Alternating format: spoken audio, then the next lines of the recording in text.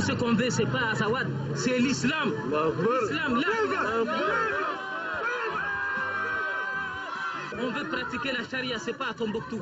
On veut pratiquer dans tous les Mali, même à Kolonjeba, à Bamako, à Kaï, à Menaka, à Tessali. L'islam, pas plus.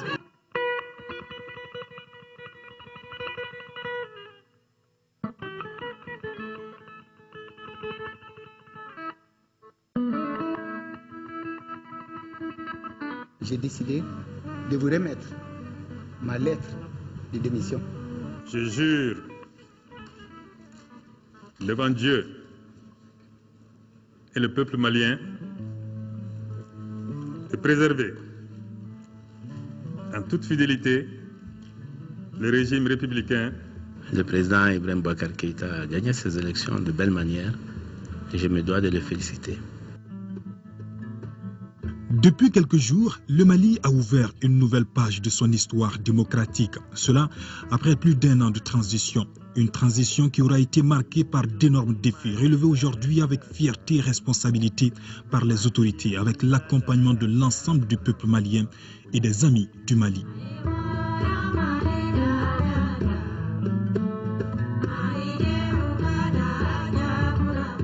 Le chemin aura été long et très difficile à parcourir. Le bateau Mali aura suffisamment tangué après la mutinerie du 21 mars, la démission du président Amadou Toumani Touré et l'occupation des 2/3 du territoire national. La communauté internationale se mobilise et vient au chevet du peuple malien. À l'issue de plusieurs jours de tractation, les militaires retournent dans les casernes. Le pouvoir est remis aux civils à la faveur du retour à l'ordre constitutionnel. Nous, membres du Comité national pour le redressement de la démocratie et la restauration de l'État, CNR-DRE, fermement attachés à l'unité et à l'intégrité territoriale de notre pays, et réaffirmant notre pleine adhésion aux valeurs de la paix, de la démocratie, de l'état de droit et de la bonne gouvernance, très préoccupés par les attaques des mouvements armés dans le nord du Mali est déterminé à défendre à tout prix l'intégrité du territoire national. Après consultation avec son Excellence M. Blaise Compaoré, président du Burkina Faso, médiateur de la CEDEAO dans la crise du Mali, prenons l'engagement solennel de rétablir à compter de ce jour la Constitution de la République du Mali du 25 février 1992 ainsi que les institutions républicaines. Je pensais que la petite espérance que j'ai vécue pouvait aider à soutenir ce pays. Aujourd'hui, dans le cadre de la recherche d'une solution, je pense que la décision qui a été prise par la CEDEAO et la communauté internationale est la meilleure. Il faut que le Mali reste dans les dispositions de sa constitution de février 1992. À cet effet, je pense que c'est tout à fait normal. Et je le fais sans pression, du tout. Et je le fais de bonne foi. Et je le fais surtout pour l'amour que j'ai pour ce pays. J'ai décidé de vous remettre ma lettre de démission que vous allez remettre aux autorités compétentes pour permettre l'exercice plein et entier de la disposition de notre article 36.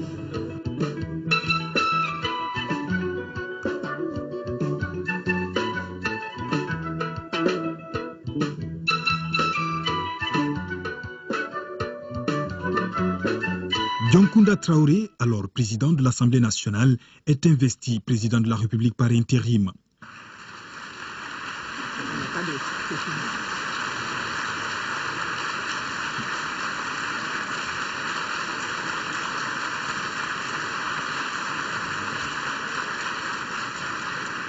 Face à la Cour suprême, M. Dioncounda Traoré, vous allez lever la main droite et vous allez lire à haute et intelligible voix la formule du serment prévu par la Constitution du 25 février 1992.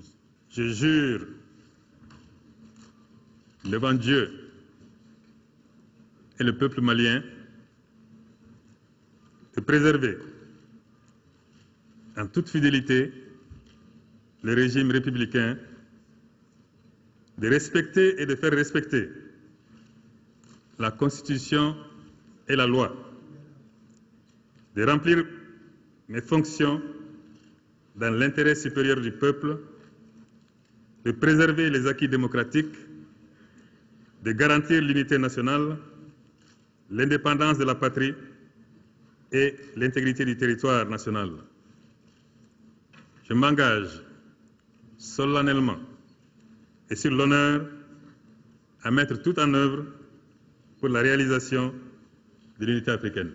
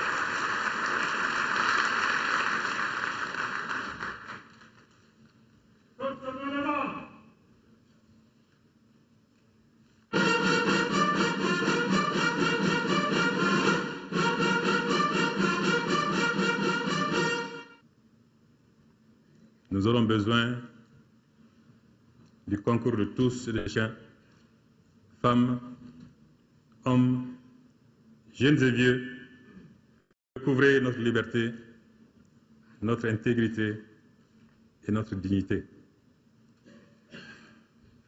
Pour ma part, Monsieur le Président et chers compatriotes,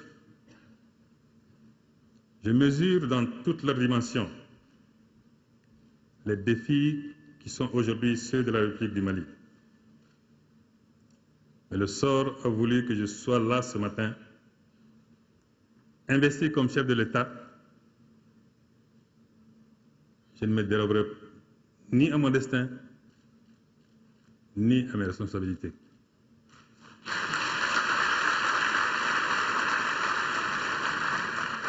Il ne saurait y avoir pour moi que le Mali, qu'un Mali ressaisi, un Mali réunifié territorialement, humainement et spirituellement. Le tissu national est éprouvé. Le recoudre demandera un immense effort de nous tous et de nous toutes.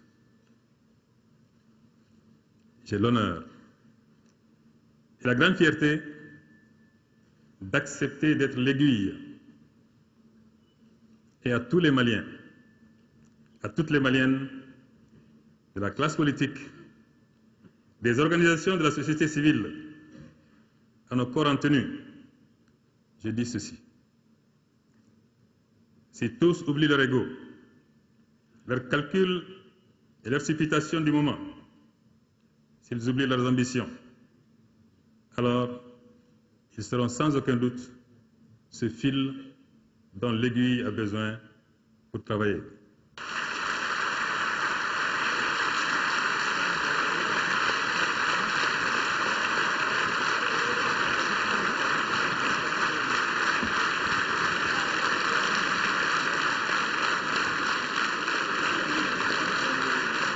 Le capitaine Amadou Aya Sanogo, donc, qui vient donc saluer le tout nouveau président de la République sous les ovations.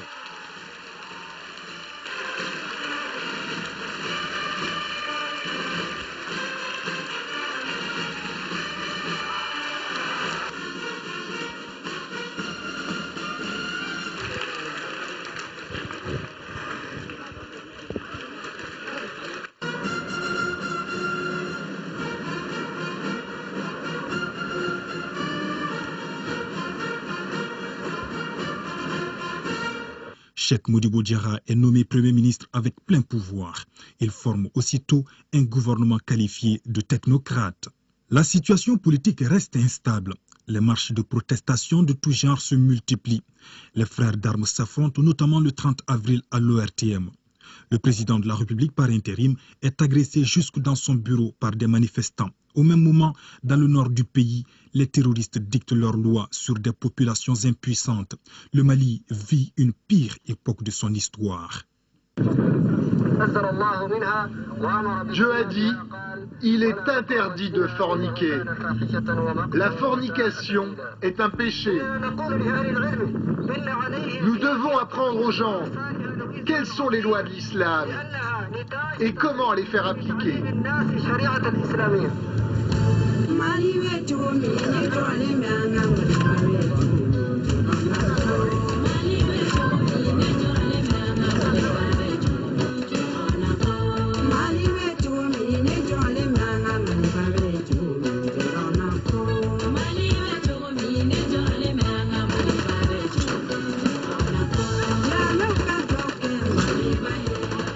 Plus de 4 mois, ils disent qu'ils ne sont pas venus.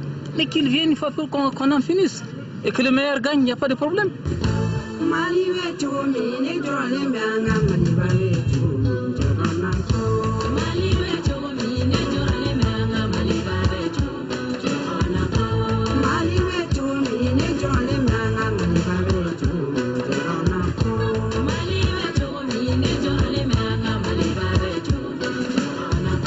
À Bamako, le gouvernement technocrate ne fait plus l'unanimité.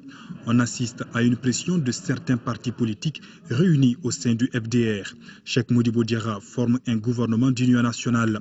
Le Premier ministre Diarra multiplie des initiatives au Mali et enchaîne des voyages à l'étranger pour faire face à la reconquête du territoire occupé. Son but, maintenir la mobilisation de la communauté internationale autour du dossier Mali. Malgré la crise qui s'aggrave, Cheikh Modibo Diarra parvient à assurer le fonctionnement de l'État en payant régulièrement les salaires. Il gère le pays pendant 2 mois en l'absence du président par intérim en traitement à Paris. Cheikh Modibo Diarra jette finalement l'éponge en présentant sa démission dans la soirée du 10 au 11 décembre 2012. Notre pays, le Mali, traverse aujourd'hui la période la plus difficile de son histoire. En de pareils moments de crise, les hommes et les femmes soucieux du devenir de notre nation souhaitent une situation apaisée. C'est pour cela que moi, Cheikh Modibo Diarra, démissionne avec tout mon gouvernement ce jour, mardi 11 décembre 2012. Je m'excuse auprès de l'ensemble des populations du Mali qui souffrent de cette crise sous plusieurs formes et cela à tous les niveaux. Je remercie les membres du gouvernement, tous leurs collaborateurs pour les efforts dont ils n'ont pas fait économie. Je souhaite à la nouvelle équipe plein succès dans ses missions. Que Dieu bénisse le Mali.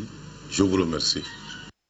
Le président Dioncounda Traoré prend acte de cette démission. Pour faire face à la grave situation du Mali, il nomme Django Sissoko Premier ministre le 11 décembre 2012. Titulaire d'un doctorat d'État en droit de l'Université de Rouen, Django Sissoko est un grand commis de l'État. Il a occupé plusieurs hautes fonctions au Mali et à l'étranger. Il fut notamment médiateur de la République, ministre de la Justice, secrétaire général de la présidence de la République, gouverneur suppléant du FMI, de la Banque mondiale, de la Banque islamique de développement, de la Banque africaine de développement et gouverneur de la Banque mondiale. Après une large consultation, Django forme un gouvernement accepté de tous. Quand il faut être agressif, je serai agressif. Lorsque ce n'est pas nécessaire, je ne serai pas agressif. Les autorités de la transition sont décidées à accélérer les choses pour sortir le pays de cette situation inacceptable. Elles décident de partager l'engagement du peuple malien avec les amis du Mali. Porteur du message du président de la République par intérim, le Premier ministre Django Sissoko prend son bâton de pèlerin pour sillonner d'abord la sous-région. Son périple le conduit successivement au Burkina Faso, en Côte d'Ivoire, au Bénin, au Sénégal, en Mauritanie et en Guinée-Conakry. C'est un message d'amitié, de fraternité, un message de demande de soutien dans le cadre des solutions de sortie de la crise malienne. Nous sommes pour l'intégrité territoriale du Mali. Nous faisons en sorte que la paix revienne dans cette région. Nous avons pris nos dispositions pour aider sur le plan humanitaire, sur un certain nombre de points. Les pays de la CEDEAO et de l'Union africaine, premiers à secourir le Mali, sont restés mobilisés auprès du peuple malien tout au long de la crise en organisant une quinzaine de sommets rien que sur le Mali. Mieux, chaque pays a pris en charge son contingent déployé aux premières heures de la reconquête du nord malien. Une autre date historique durant cette transition, le 11 janvier 2013. Un mois jour pour jour après la nomination de Django Sissoko, la France, sur demande du président Traoré, intervient rapidement au Mali pour aider l'armée nationale à stopper les terroristes qui avancent avec force vers le sud du pays. Dans un premier temps, notre mission, c'est d'aller sur Bamako et d'arriver les premiers de façon à répondre concrètement à la présidence.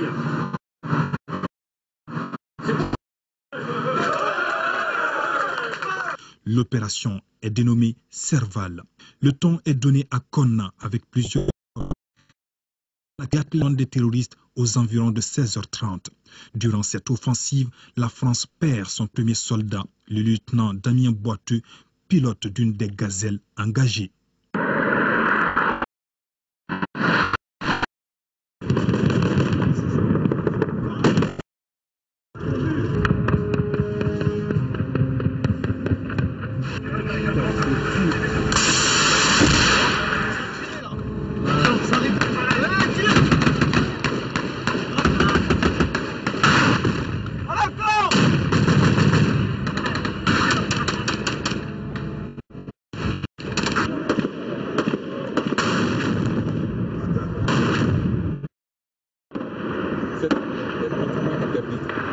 Entre toi et le fleuve, il faut carrément battre l'espace vide là. Non, juste ici.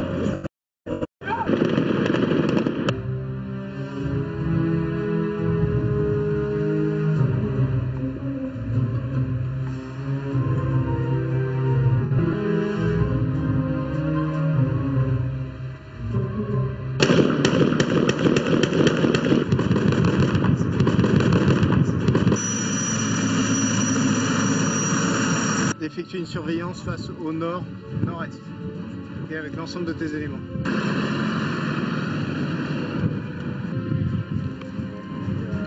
Clear hot, clear hot.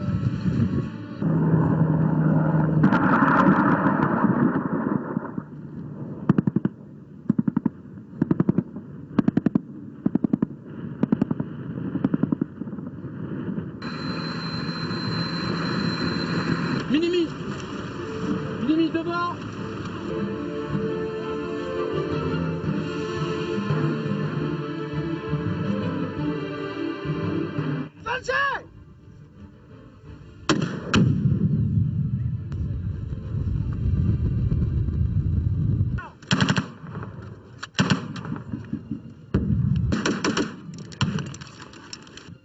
Tu y désignes le secteur LJ de Grenade. Explos.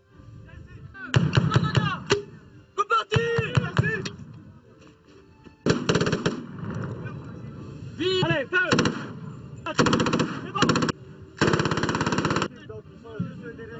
Ok, feu! T'as bien embauché ta grenade? Ok, c'est bon. Allez, c'est parti, c'est bien.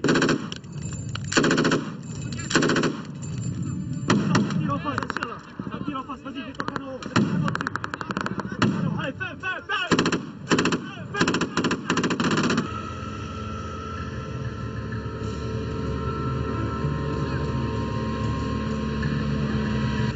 Ah, mais là, on est c'est juste là. Ouais, voilà, 12 on n'avait pas dit.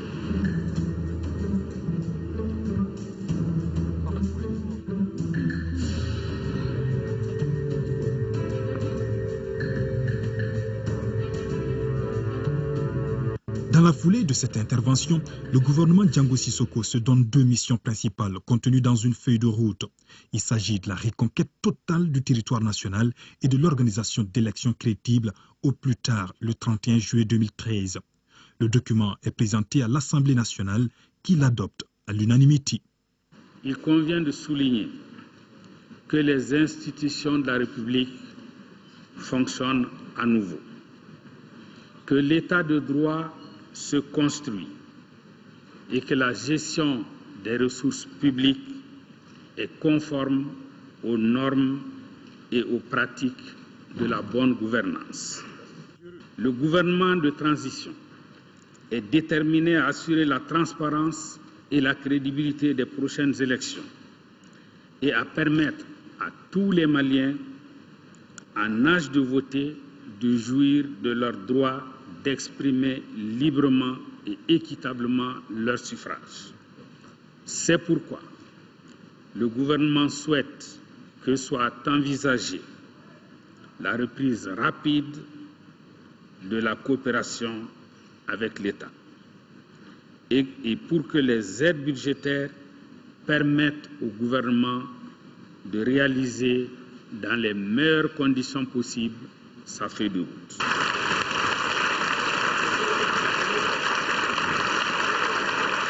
Au-delà de cette question du Nord, je pense que les autres questions ont été abordées, notamment comment renforcer l'état de droit, comment mettre en route un système, un dispositif électoral convenable qui puisse satisfaire tout le monde. Et à cet égard, il est important de signaler que la feuille de route jette les bases de la refondation d'un État démocratique, d'un État de droit. Avec l'adoption de cette feuille de route, le gouvernement commence à gagner la confiance de la communauté internationale. Les partenaires du Mali saluent l'initiative et annoncent la reprise progressive de la coopération avec le pays. Pour maintenir le cap, Django Sissoko met en place un comité de suivi et d'évaluation de la mise en œuvre de la feuille de route. Le comité, qui regroupe l'ensemble du gouvernement et de ses partenaires, est présidé par le Premier ministre qui rend compte au chef de l'État, par intérim, Djonkunda Traoré. La tâche est ardue, mais elle n'est pas hors de la portée des autorités maliennes. Le président de la République, le gouvernement et l'administration du Mali, y compris, bien entendu, les forces armées de sécurité. Autre temps fort de cette transition, la visite de travail du Premier ministre à Bruxelles et à Paris. Le but de son voyage, saluer et convaincre la communauté internationale à s'intéresser davantage à la situation du Mali. Django Sissoko a rencontré d'abord dans la capitale belge les autorités du pays et plusieurs responsables de la Commission de l'UE ainsi que du Parlement européen. On retient de son déplacement cette annonce de la conférence des donateurs pour le Mali, rappelez-vous, tenue le 15 mai en présence du président Djonkunda Traoré. Je m'attendais à une collecte de 2 milliards environ d'euros. Et que je me serais bien contenté d'1,6 milliard. Mais aujourd'hui, nous constatons que nous avons dépassé la barre de 3 milliards d'euros. Et donc, forcément, nous devons reconnaître que cette conférence a été un très grand succès. Notre idée, c'est une idée d'ensemble, n'est-ce pas, la reconstruction du Mali dans son ensemble, pour mobiliser des ressources pour des aspects essentiels pour la démocratie, pour l'économie, pour le développement, pour la paix. En vous remerciant de votre engagement, du renouvellement de votre engagement, je voudrais vous assurer que le peuple malien utilisera à bon escient toute l'aide que l'Union européenne va lui accorder à la suite de cette conférence. Je pense que le Premier ministre doit être certainement aujourd'hui convaincu que le meilleur allié du Mali, c'est le Parlement européen.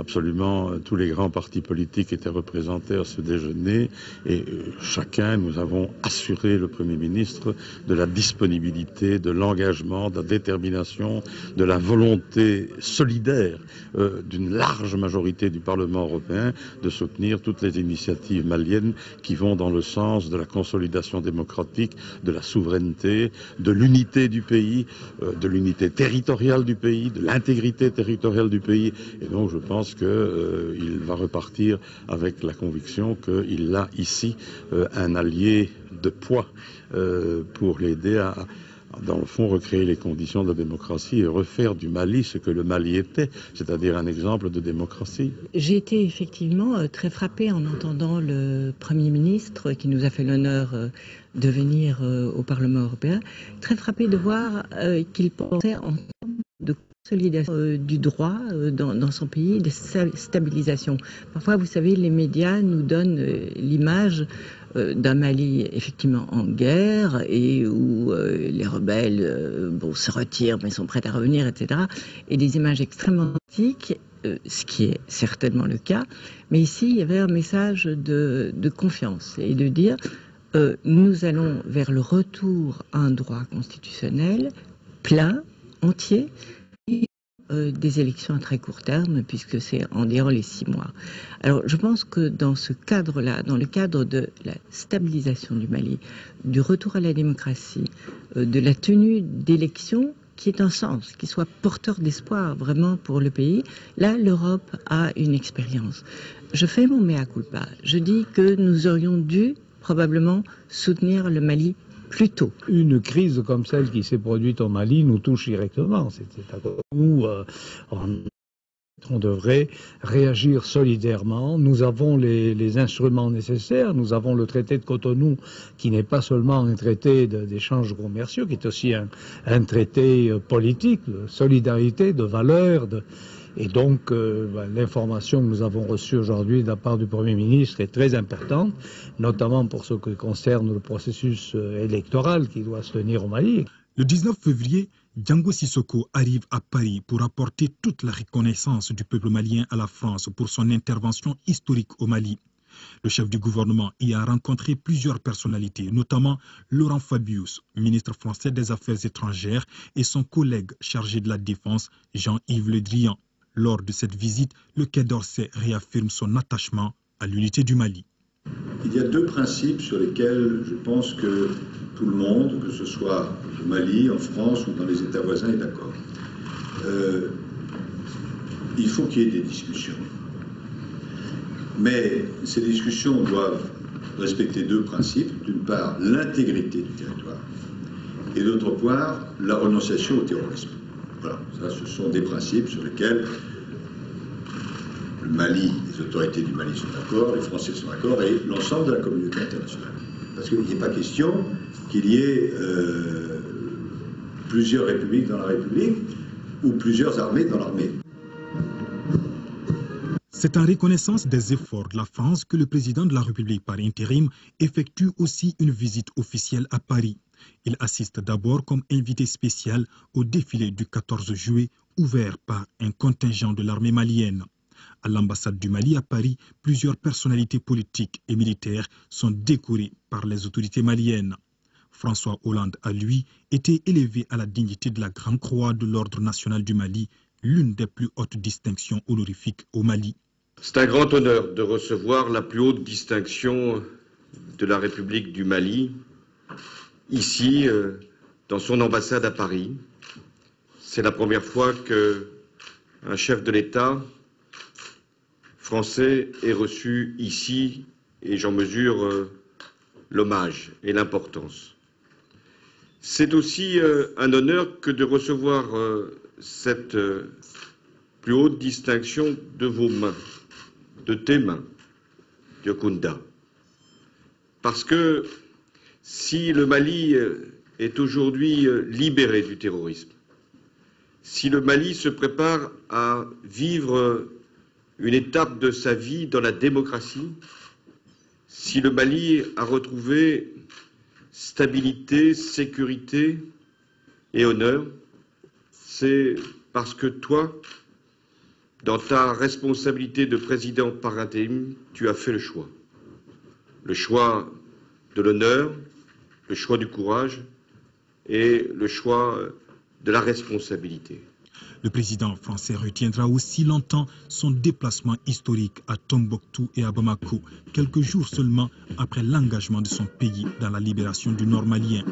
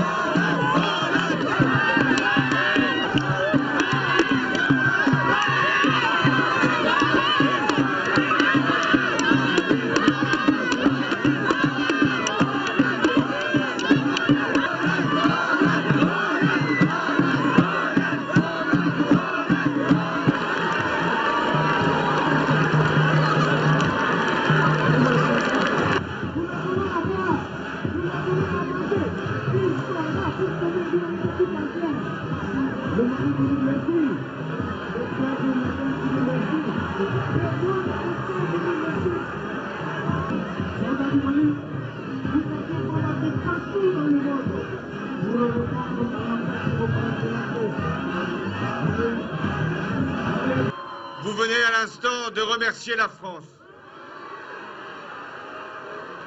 à travers ma personne, à travers le gouvernement ici représenté. J'y suis sensible, j'en suis fier, mais à mon tour d'exprimer au peuple malien toute ma gratitude pour son accueil exceptionnel. Tout au long de cette journée, commencée à Mopti, poursuivie à Tombouctou, se terminant ici à Bamako, et partout, les mêmes clameurs, la même ferveur, pour dire « Vive la France et vive le Mali !» Oui, c'est vrai, j'ai pris une décision grave,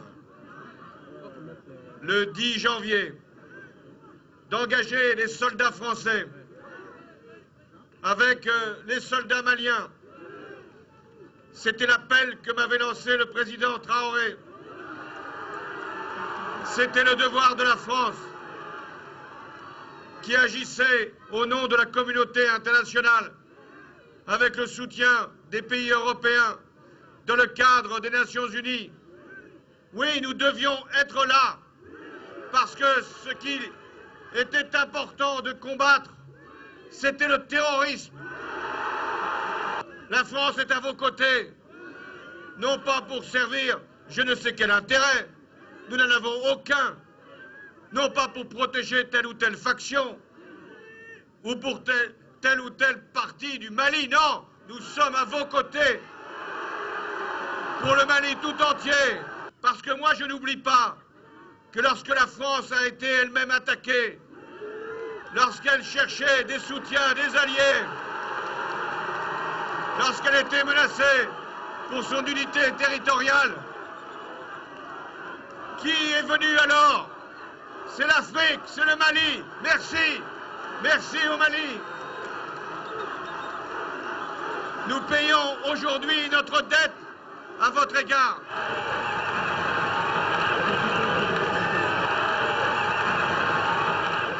Pour mener à bien toute cette opération, le gouvernement de transition a obtenu également un soutien indéfectible de la CEDEAO et de l'Union africaine à travers la MISMA, Mission internationale de soutien au Mali, appuyée par l'armée tchadienne qui réalise de réels exploits dans les adrars des Iforas.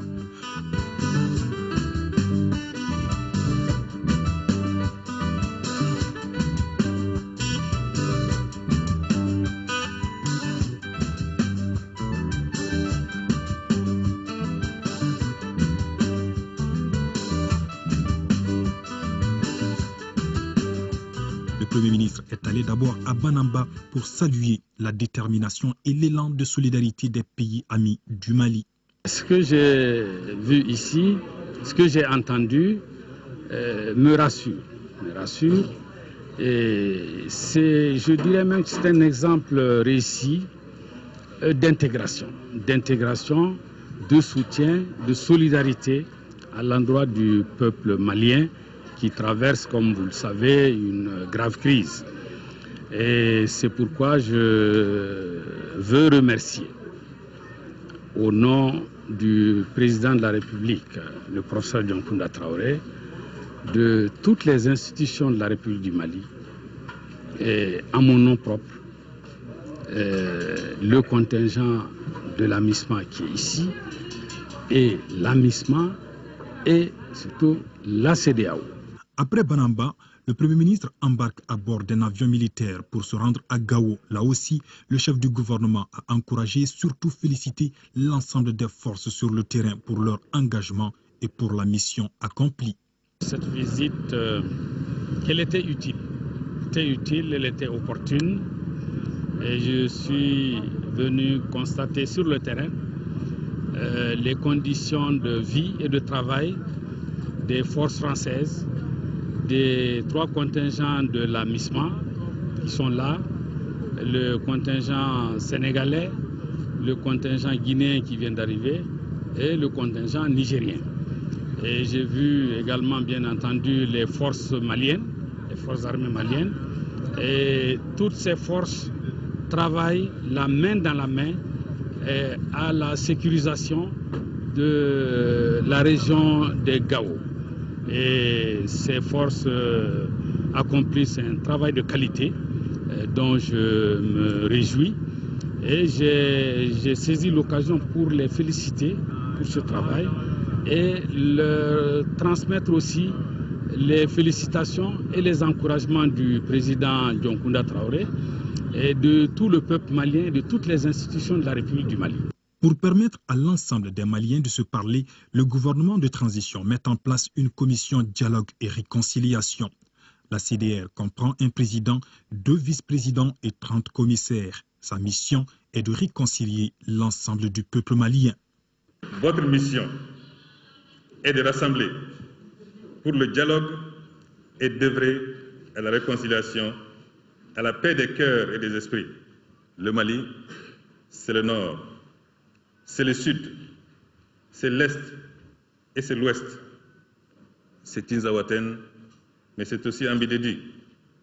C'est Zégua, mais c'est aussi Bouchbéa. Le Mali est une chaîne de fraternité, une chaîne de solidarité. Rendez par votre dédicace cette chaîne encore plus solide. Faites en sorte que chaque maillon de cette chaîne soit renforcé. Parce qu'une chaîne a la force ou la faiblesse de chacun de ses maillons. Il s'agit de rechercher, par la vertu du dialogue, la réconciliation entre toutes les communautés maliennes. Mission noble, Monsieur le Président de la République.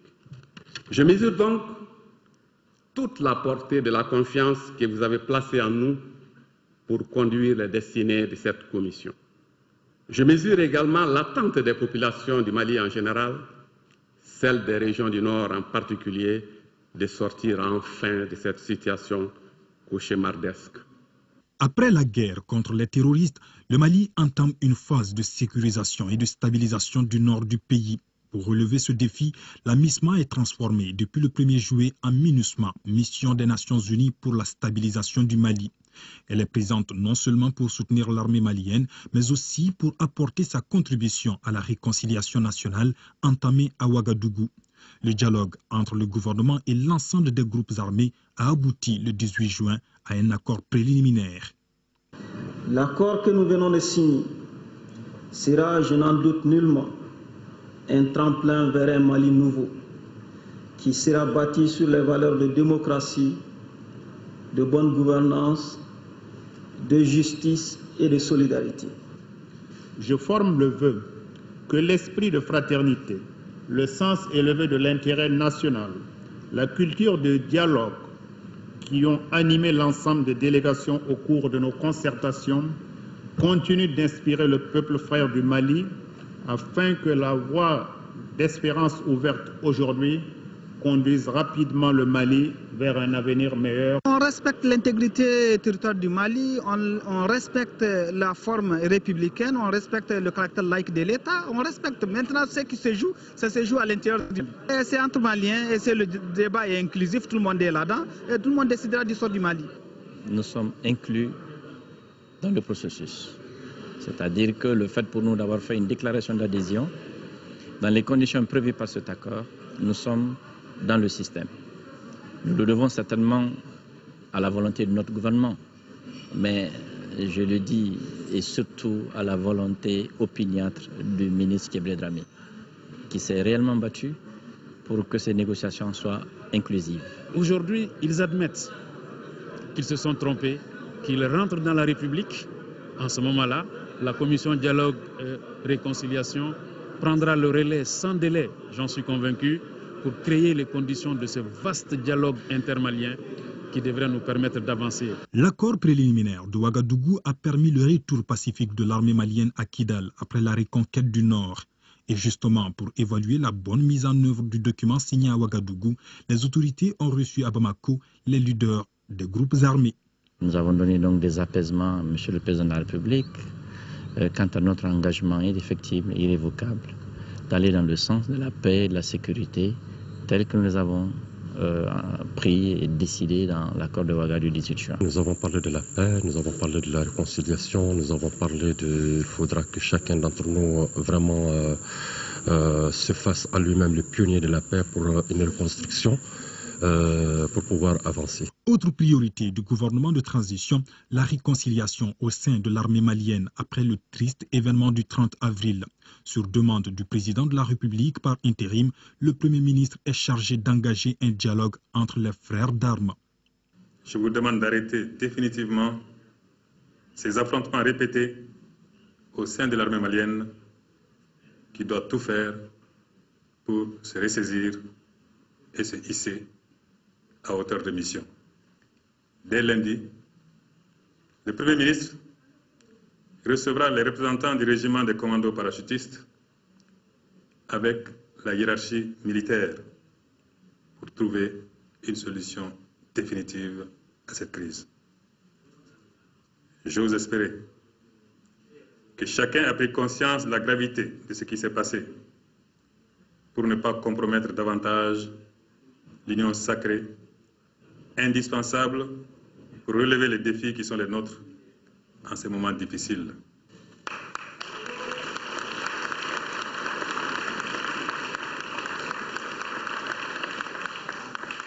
Le dossier béret vert, béret rouge est aussitôt pris en charge par le chef du gouvernement. Grâce à sa médiation qui ne dure que quelques jours, les militaires maliens se parlent en toute responsabilité et décident d'enterrer définitivement la hache de guerre. En présence des autorités de la transition, ils se pardonnent et demandent pardon à l'ensemble du peuple malien. En ce jour, mercredi 26 juin de l'an 2013, nous, femmes et hommes en uniforme, sans exception aucune, dans le souci de rassurer le peuple que cela n'était qu'un incident de parcours, avons voulu, à la faveur de la présente cérémonie, souhaiter demander pardon à l'ensemble des Maliens. Un pardon sincère que nous adressons à l'ensemble du peuple, ainsi qu'à celui de toute autre personne affectée par ces événements malheureux survenus entre porteurs d'uniforme. Je voudrais vous annoncer ici ma décision de tout mettre en œuvre pour un dénouement amiable des contentieux existants dans l'appareil militaire et sécuritaire. Plus jamais deux armées, mais une armée dont les corps se complètent et se renforcent. Plus jamais deux polices, mais une police au service du citoyen et de la paix sociale. Dans cette perspective, toutes les personnes, je dis bien toutes les personnes détenues dans le cadre de ces contentieux retrouveront la liberté sans délai. Une liberté qu'elles seront mettre, j'en suis sûr, au service du Mali, seulement du Mali et rien que le Mali.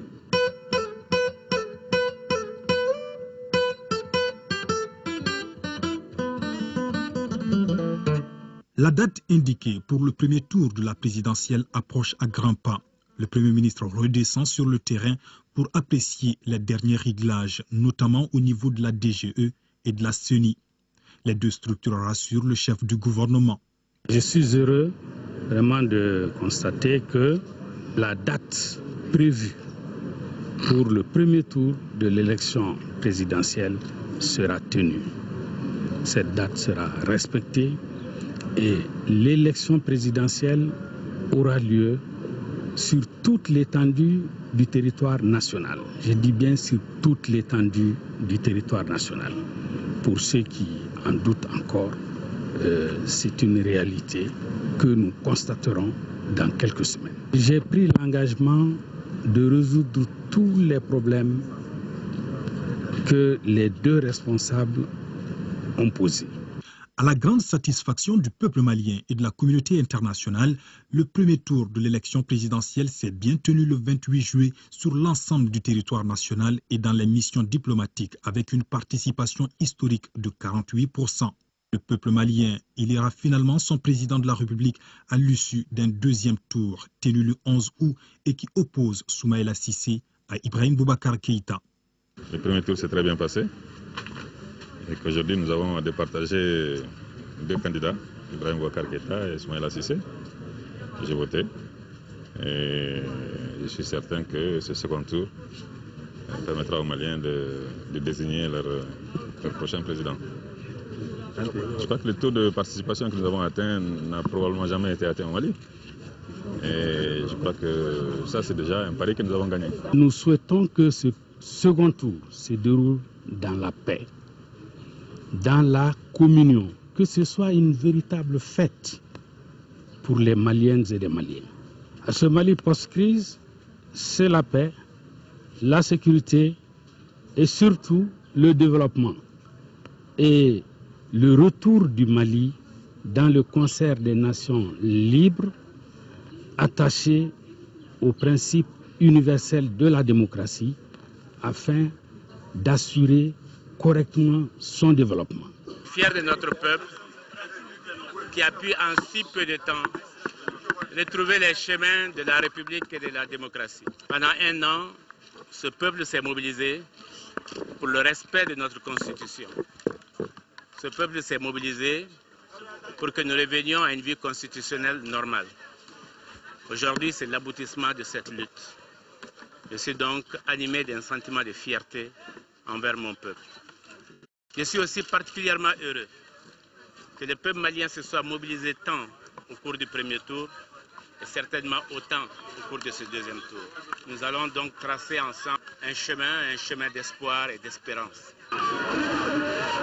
Nous redessinons les lignes des Mali nouveaux avec comme socle absolu désormais l'intégrité totale, l'intégrité absolue du point de vue éthique et moral, la corruption tolérance zéro. Nos parents sont impatients que la vérité dans ce pays triomphe enfin, que leur vote, leur suffrage ne soit plus l'objet de mépris. On s'achemine vers la fin de la transition. Les Maliens retiennent leur souffle et attendent les résultats officiels du scrutin. Mais à la grande surprise de tout le monde, l'un des candidats, Soumaïla Cissé, reconnaît sa défaite et se rend avec sa famille au domicile d'Ibrahim Boubacar Keïta pour le féliciter et lui souhaiter bonne chance. Un acte typiquement malien et plein d'émotions.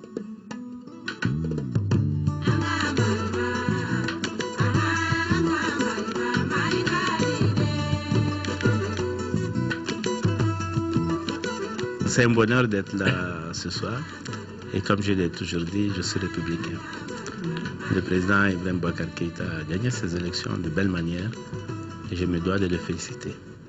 Mais contrairement à la tradition du coup de fil, j'ai préféré une tradition bien malienne, celle d'être présent ici à son domicile, devant sa femme, devant ses enfants. Et avec ma femme et mes enfants, je souhaitais vraiment tous les succès qu'il mérite. Je souhaitais beaucoup de bonheur à notre peuple.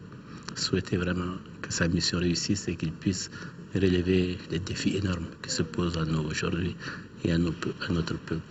Vraiment, c'est de tout cœur et de bon cœur que je suis là aujourd'hui. Pas n'importe quelle visite. J'ai reçu la visite de mon jeune frère, de mon cadet, Soumaïla Cissé, de ma belle-sœur, ma sœur et ma petite femme également aussi, Assa, de mes enfants, des jumeaux de Soumaïla, en compagnie de mon épouse Ami et de mes enfants Karim et Bouba. Cela, je crois, est le symbole d'un Mali nouveau. D'un Mali sur son destin désormais, dans la ligne de ce que nos dévancés ont souhaité, ont voulu. J'ai dit hier que dans cette affaire-là, c'est le Mali qui gagne. Et c'est le Mali seul qui est victorieux ce soir. L'image est là. Et je remercie Allah subhanahu wa ta'ala de ce bonheur. Et je remercie également mon cadet, Soumaïla. Je suis plein d'émotions pour cette visite rendue à moi et ma famille en toute fraternité. Cela est seul digne du Mali.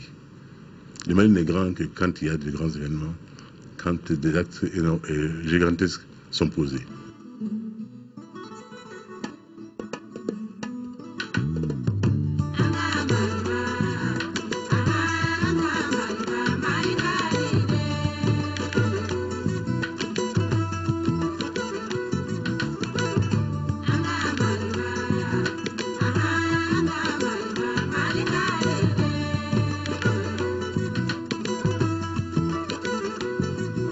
Miguel Famali Le Mali, à travers ses autorités et son peuple, vient de prouver au monde entier sa grandeur et sa maturité démocratique. Aujourd'hui, le challenge pour tous les fils du pays reste la réconciliation nationale et le retour définitif de la paix, indispensable pour le développement.